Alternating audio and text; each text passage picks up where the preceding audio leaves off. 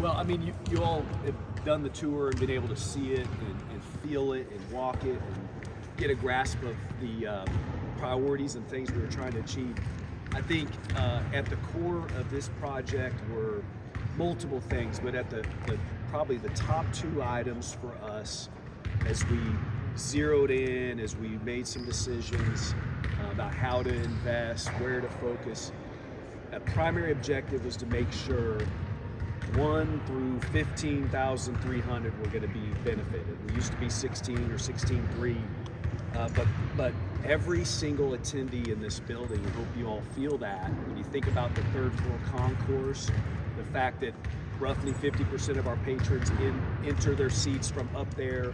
By taking that mechanical out, opening up those concourses, restrooms, concessions, you know, just the experiential arrival part of this thing, that everybody in the building benefits. It wasn't just about a particular segment, certainly wasn't just about donors, it wasn't just about students, but the beauty, I think, of the outcome is that it does really move the needle for each and every one of our patrons, including every single student that will step foot in here. And then the second part, of course, is what's it going to mean for just the game day environment aspects. And those are the things you can get a sense of, but once we get in here tonight, then here in the next couple of weeks, certainly I think that Carolina game and just a few weeks down the road is going to demonstrate how much more we were able to do with the game day experience, and then of course the student athlete experience, because those are, you know, we want every fan to grow and gain, and we want every student athlete, both men and women, to know that they're playing in, without question, the best basketball building in the world, which I think we stand strong in saying that's exactly what this revitalized Allen Fieldhouse is. So we're proud of it, we're excited. I also would say this, you can try and describe it with all your might, you can send out photos, you can even take a walking tour today when it's empty and quiet, but this is a feel type experience. Like, you can visually see it, you can hear a sound system, you got to feel it to grasp it, and that's, again, what we're so excited everybody's going to get a chance to do in the next few weeks.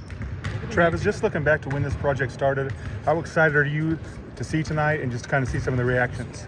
Well, I mean, listen, there's only one Allen Fieldhouse in the world, and there will forever only be one Allen Fieldhouse. When you say it's the cathedral, it is without a doubt the cathedral, and that's it's a privilege, right, for any of us to have had a chance to work on it, to have had some input in it. It's also pressure, right, where you know, hey, the entirety of a university and a fan base, and frankly the world is watching, so to speak. And so I think for us to feel like we really threaded the needle well about how do you modernize the fan experience, because that had to happen. Like, it just was no debate. This was not a world-class fan experience start to finish, but also do that in a way that pays tribute, pays heed to heritage, to history, to character. That's what we're excited about, and I really think it'll be validated with our fans and our students' experience here in the next few weeks. What are the main things we'll see for the first time as part of like the Washburn game that aren't necessarily part of late night? Henry, I think just seeing it in the context of a quote unquote normal basketball environment. You know, late night is super unique, right?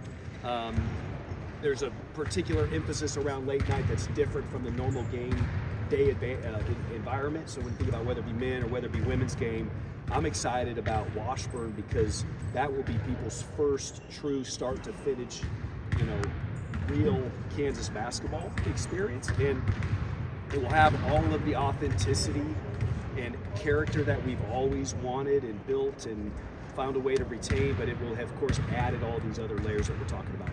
Travis, with the corners, can you kind of explain what all goes into behind what we're seeing the there? Corners, tough, you know, again, tough to fully, you know, get out and communicate and bring to life again until you walk through. What I hope is that everybody, whether they never get up to that third floor or haven't up until now, I hope they go up to that third floor, fans, students, and they understand where it was, what it was. It was the most crowded, dark, dingy, giant mechanical equipment like stacked on top of you. And we made that decision early. We had to get that third level concourse opened up, widened, modernized, lit, and then with restrooms and concessions that everybody deserves. And so that's where the corners came into play. We had to make a value proposition of, are these old bleachers, which have some cool heritage and history and add components to them, is that of more value when we're thinking about 50% of our patrons using that third level concourse.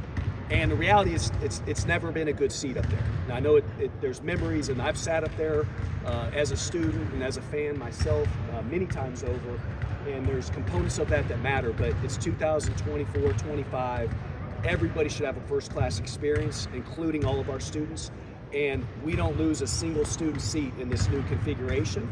And by taking those bleachers out where students used to have to cram into and adding 2 additional rows on both sides behind the basket, we found a way to keep the same number and dramatically improve the seating. So I love the corners, and I think people have to experience to fully grasp it. Just expanding on that, how do you think the student experience will be enhanced by moving them closer to the court? Well, you've always kind of been on top of it, but not every student certainly feels like they're right on top of the action. Just affords more people a chance to be on top of and have a greater impact on what's going on in the court, both for our men and our women. So if you went from up there to down here, it's night and day, right? And so I think we're excited for more students to get a better seat in this building. Where's the special seating?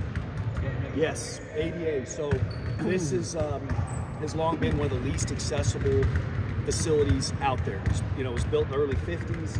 Accessibility was not a cornerstone at that time. Unfortunately, we wish we could make it, world-class 2025 accessible, but you can't with an old building like this and the way the seating's already configured. So we said, we've got to improve upon the limited options down behind the baskets. That was a cornerstone commitment we had. You guys hopefully have seen it. Now we've doubled the amount of accessible seating in the building, and we've distributed at vantage points that rival anything. So whether, whatever that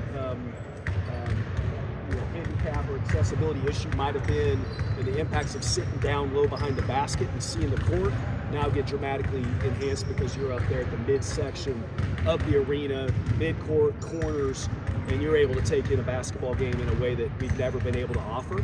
And again, I just emphasize, we doubled the number of seats. We're really excited and really proud of that. Added an elevator, which was desperately needed, and so just people getting in the building is going to be a lot more functional and accessible.